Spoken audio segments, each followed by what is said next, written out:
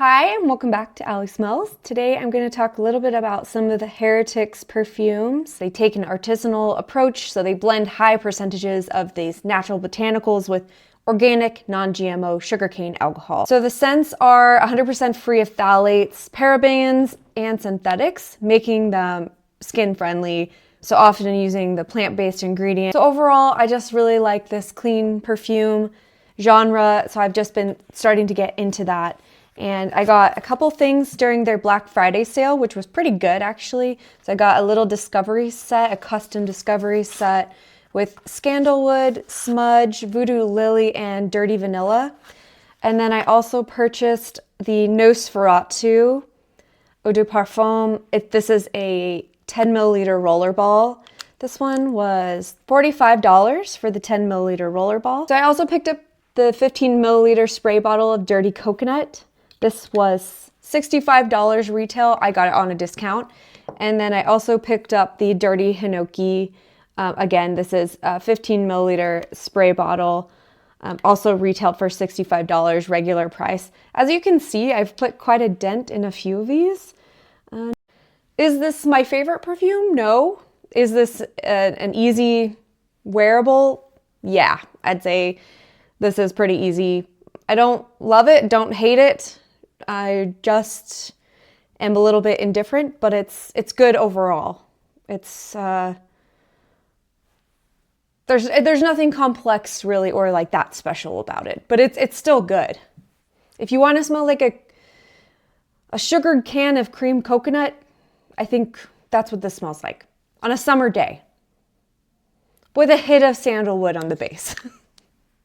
Next, we've got Dirty Hinoki. This one received a lot of hype and a lot of people really love this one. I've been so intrigued by this scent for a long time. I've been really wanting to get my hands on it probably for years now, and finally that sale hit and I decided I'm just going to go for it because I don't know where I'm supposed to smell it. I need to get my hands on it. Anyway, this is the 15 ml spray bottle, $65 retail, and the top notes are lemon, absolutely, lemon, cedar, nutmeg, thyme, and pine. The heart notes are hinoki and cypress, and the base notes are elemi, wormwood, fir absolute, ambrodelide, balsam, and frankincense. So there's a lot of resins in there. There's a lot of green, leafy, citrusy. So if you can just imagine scraping the skin of a lemon while you're in a cedar forest with pine trees around you. There's some hinoki bushes, some cypress.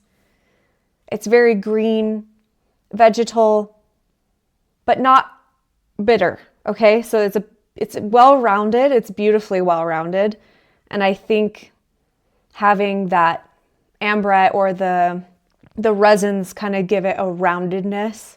This is easy to wear too. I don't usually grab for green fragrances like this. I'd say that this is pretty safe for work. Staying power doesn't last.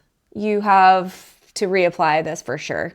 It's very green. So if you're not into green fragrances or these like higher citrusy kind of fragrances, then I don't know if this would be for you. I'd say generally it's a pretty safe blind buy for most people. It's mostly agreeable, but this is not one I've been reaching for a ton, just because I tend to lean on the more vanillic, kind of like lactonic, floral types of fragrances, more comforting. You know, it almost gives like room spray, or like it kind of leans on what like a candle might, like a decent candle would smell like. No hate on Heretic or this perfume at all. I think it's gorgeous. And I think it's blended really well. And overall, again, don't love it, don't hate it. I think it's pretty agreeable. And it just hits you with the lemon, pine, cedar right up front. And then, yeah, it kind of disappears. It's okay. It's okay. Next is Nosferatu. This perfume oil was made in collaboration with the film and Focus Features. So this is Nosferatu Eau de Macabre. It's inspired by the vampire Nosferatu. If you haven't seen the movie, I recommend it. I really like horror films, and yeah, it was pretty good. There's some just like hilarious parts in there. They're just like, he's just like such a horny vampire. Anyway, so this is an alcohol-free perfume oil, which makes it a little bit different. This is a roller ball too. It's a 10 milliliter roller ball. This was $45 retail. And the top notes are lilac, ambrette. The heart is petrichor, violet absolute, orris concrete, cypriol. The base is vegan ambergris, oud, and labdanum. So there's a lot going on. Pretty much what I get. So if you don't know what petrichor is, it's basically like the smell of the earth after a rain falls, essentially. So it kind of evokes sort of like this wet, damp sort of feeling, a wet, damp smell. You're thinking graveyard, you're thinking wet concrete, but then you also have this like lovely bouquet of lilacs, violet, so there are these like heavy florals in there too, and then you get kind of like a base of the ambergris, and I don't really get a lot of the oud, but maybe it's because my nose isn't trained as well as others. So I have put a little dent in this. I've had this for several weeks. I do like this perfume. I think, you know, in the beginning I was really excited about it because it sort of reminded me of like being a sad teenager again. Like, it's oddly nostalgic to me. And I think why it's nostalgic is it reminds me of going, like, shopping at the mall and going into Hot Topic. There's like always some signature scent of Hot Topic that that's what this reminds me of. Like, kind of like you're just a sad, angsty teenager that there's also like this strange kind of like floral scent coming from somewhere. But I like that. Like, I'm kind of drawn to it. So it's a little bit addicting, and I sort of like keep wanting to smell it and keep wanting to wear it. So I've worn this several times, but I don't really know the exact occasion for which I would wear this regularly. I don't think it like matches my vibe entirely. Maybe,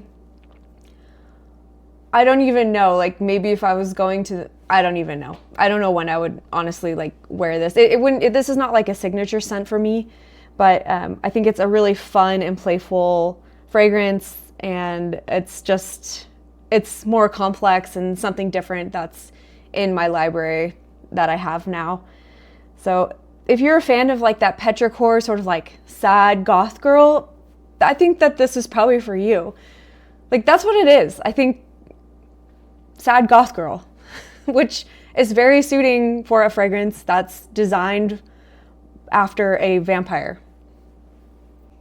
I'm going to do a flash round now of my testers. So smudge tester. This is straight up like incense, cedar. You got a hint of patchouli in there. This is like a resinous, smoky, I'm walking in an old Catholic church kind of vibe. It does smell very peppery. It smells like you've been burning something like sage, or yeah, it just smells like the burnt end of sage, like after you've saged your house. That's what I get, is like it's like that high carbon burnt, but still reminiscent of the sage. That's what I get from smudge. I wouldn't buy a full bottle of this, no, and I don't think it would be a safe blind buy either for a full bottle.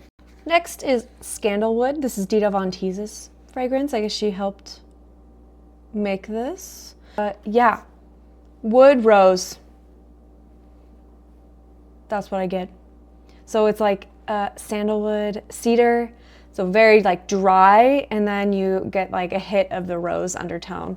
Clean woods with rose, so like a very clean bath fragrance maybe. You know what it smells like? This smells like a vintage clean bar of soap, but like a very well crafted rose soap with like hints of wood that's been sort of like sitting wrapped in its paper wrapper for a long time. It's not super soapy, but it just has like, because I think it has that rose underlying, it just gives it a soapy kind of smell. And it's very sensual, actually. It's a bit mysterious.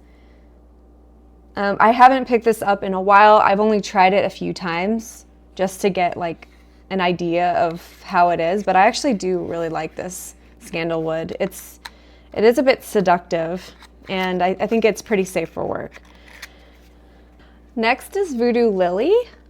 This, gosh, I really wanted to love this. I was excited about this one, but once you smell it, you can't unsmell it, and all I smell is freaking Christmas now.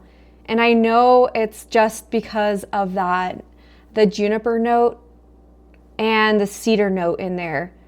And I think it's because they added geranium that just like pulls everything to like a Christmassy, it just pulls everything to like a Christmas tree vibe.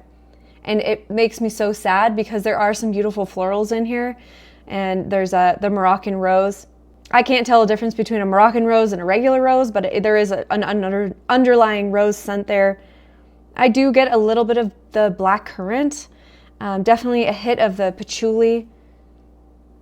Yeah, there's a sandalwood note. I want to say like, it almost gives me to some kind of like ambery sort of. So I think that's probably like the frankincense maybe, but there is like a grounding note to it that is really nice, but I can't get over the Christmas tree scent, and I wish I could. Okay, last but not least is Dirty Vanilla. This is a woody, warm, ambery, kind of spicy type of vanilla. So it's definitely living up to its name of Dirty Vanilla. I actually quite like this with the addition of the woods in there. So the top note is cedar, coriander, hoe wood. The heart is vanilla. And the base is patchouli, sandalwood, styrax, and vetiver. So it's a bit well-rounded, but absolutely in the opening, there's a wood note up front, and then you absolutely get that vanilla underlying. So I think this is a pretty easy grab for vanillas. It's not a sweetie vanilla, it's a drier vanilla. It's a drier, spicy vanilla, but it doesn't go as far as to being peppery in any way. So it's a very soft wood vanilla. And I think that having that hoe wood in there, which is a more subtle wood, so it's not a very like strong wood, it's like a gentle, eco-friendly alternative to endangered rosewood, offering powerful calming, skin conditioning, and anti-aging benefits for skincare and aromatherapy. That's what this hoe wood is. So it's a warm, soft, floral, slightly woody type of wood. And there's also base of patchouli, which it does show up in the dry down for sure, but only very subtly. I think probably if I spent a bit more time with this, I might like it a little bit more. I'd say it's more woody than vanilla, if anything. I'd say this should be called like dirty wood vanilla. Dirty hoe vanilla. That's what this should be called, probably. Because that's really what you get, is mostly the dry woods and then a hit of vanilla and a dry down of a bit of that patchouli vetiver. So it's pretty well rounded. It's a well blended vanilla. This isn't something that you should reach for if you love like gourmandy vanillas or like a sugary vanilla. So I think generally, yeah, dry, dirty wood vanilla. Not bad.